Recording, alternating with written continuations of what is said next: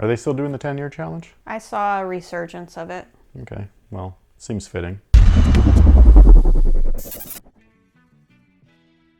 Hey, what's good, guys? My name's Chris. Welcome back to the official WearTesters.com YouTube channel. 10 years ago, I reviewed this very sneaker, and 10 years later, we're back with the retro. Crazy. But they actually changed the name of the shoe. Originally, they were called the LeBron 9 Galaxies, and today they're calling them the Big Bangs. So first things first, I grabbed these online over at ID for Shoes. They're an eBay seller, so if you have not heard of them, they're 100% authentic. They have basically the stuff usually a little bit early because they're in China. So some of those global release dates that we talked about recently in, what video was that? Why do you do this to me? I know, it's because we filmed so much that like, I don't remember what video it is, but. It could have been the Reebok questions. Did we do a Reebok question? Oh, we did. The black and gold. Oh yeah, golds. and I got those from ID for Shoes. And apparently those already released like in certain places like Canada and stuff, but they hadn't still released here in the States. So release dates are just kind of all over the place, especially right now. So again, if you don't know about ID for Shoes, I highly recommend them. I've been buying from them for 10 years. I didn't get my original pair from them, but still, I got these ones from them. And I got my right size this time. Hey.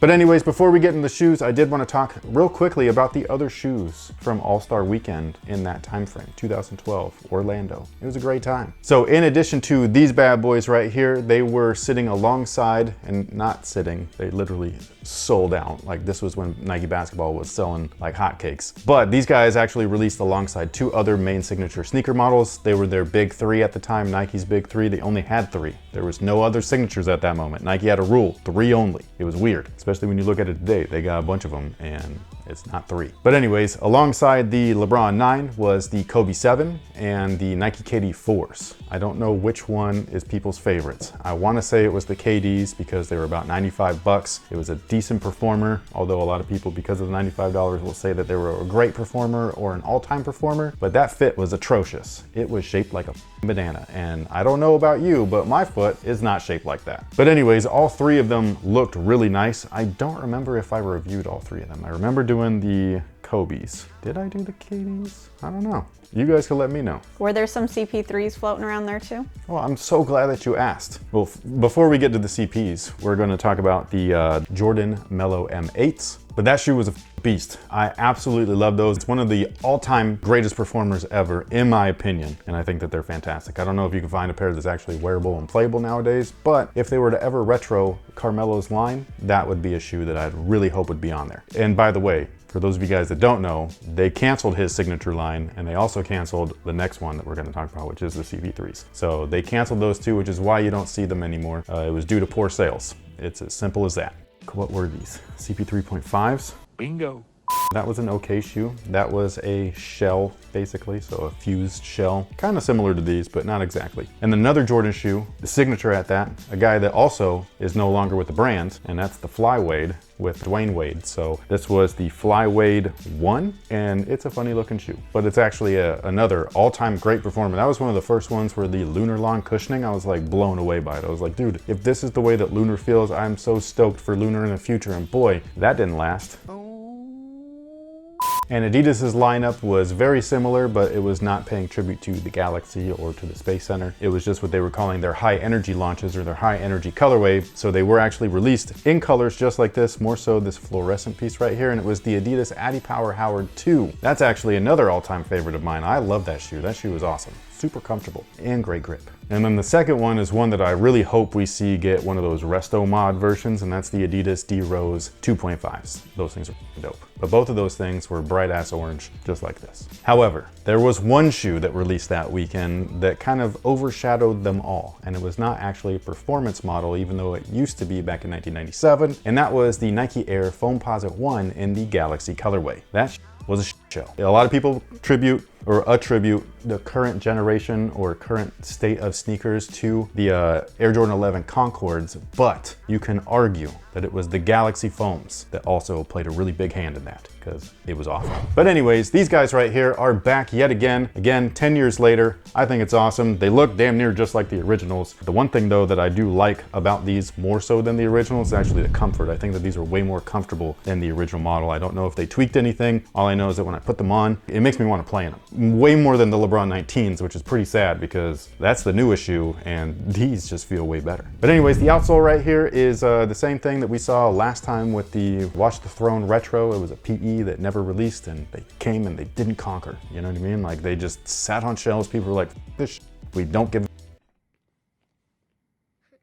And again, the outsole right here, you got the little chain link areas, which I think is cool. If you were to put the two pairs together, the very outside of the shoe, the outrigger area, has the lion's mane from that goofy ass lion face that I don't like, but it's still cool that it's there. But we have injected Phylon, which you can see poking through on the bottom right there. It's actually injected into the air pillars underneath, which is really cool. It gives the air unit a little bit more comfort. And then if you move on over to the forefoot, you can see the Phylon underneath where the flex zone is as well, which is very much needed because of the carbon fiber that's in here, which you can't actually see because this particular model's shank plate features the Galaxy print, which was, you know, the whole running theme for that year with Nike basketball and their subsequent Nike sportswear releases like the Foamposite 1. Yes, there are other releases, not just the Foamposite 1. I was just saying the Foamposite 1 was the big one.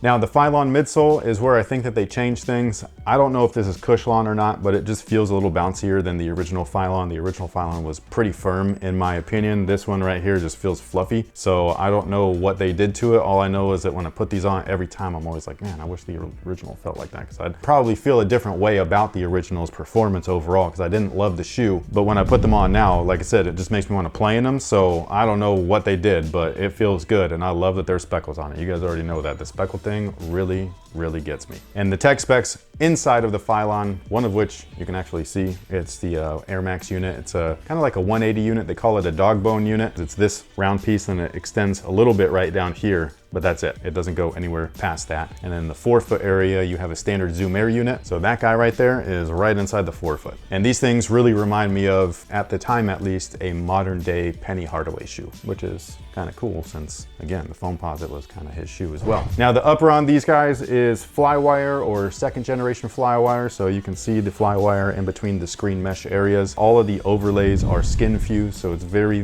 thin heat welded material, basically TPU or plastic. And it's just there in all the high wear areas, making sure that you don't things up when you play in them. And I really love the way that the carbon weave looks on the upper as well. I think that this stuff just, I don't know what it is about it, just looks cool. And then the swoosh, the pull tab or the lockdown straps, the logo at the base of the lace, that other swoosh, all of that stuff is reflective, which is super cool. And I forgot to mention, the outsole is still a glow-in-the-dark outsole, and yes, it glows really strong, but not for very long. And again, like I alluded to just a second ago, we do have the lockdown pull straps. These things are one of my favorite features on the shoe. I wish that we saw this more often in basketball shoes. When you lace up the shoe, it basically just sucks your foot right into the back of the heel, which is where the real support of a shoe is, keeping that shoe on your foot so that it doesn't feel like you're actually wearing anything, because your true ankle support comes from your actual ankle.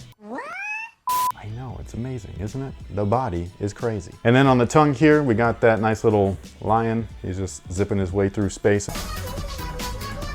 And then inside the shoe, we do have the Galaxy print, same print that you'll see on the shank plate. And then I can't remember what they called the little stuff inside here. I think it was Pro Combat, something like that. But basically, they've got those little padding sections inside the shoe. It really kind of like envelopes around your ankles, like the bones and things like that, so that it has a nice comfortable fit while you're playing in them. And as far as sizing is concerned, they do not fit true to size. It's weird to say that, but it's true. They actually fit a half a size short, so make sure that you go up half a size from your regular size. So I wear size 9 typically. These are size 9.5 and they fit perfectly. Some people say that they go up a whole size. I believe that those might be wide footers, because if I went up a whole size, I'd be swimming in these joints. I'd have to put on like 5 pairs of socks. That'd be like way too much space. Anyways, these guys are about to release February 18th in the United States. I believe, again, that they've already seen some sort of release overseas, which is how I was able to get my pair, thanks to ID for Shoes. If you wanted to check them out, we'll leave a link down below in the description box. It'll head you over to their eBay page where you can check them out. They have a ton of stuff, by the way. It's not just these. They got tons of shit. Make sure that you look through their stuff. Some of their stuff is old too, so you can get a nice little discount.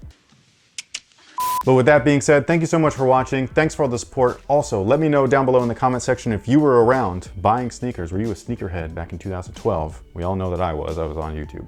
We have proof. Also, if you grabbed anything from that original line of the, the AllStar stuff from any of the shoes that we mentioned earlier, that could mean the sportswear stuff or the performance stuff from Nike or Adidas, let me know which one of those you grabbed and why. Were you playing in them?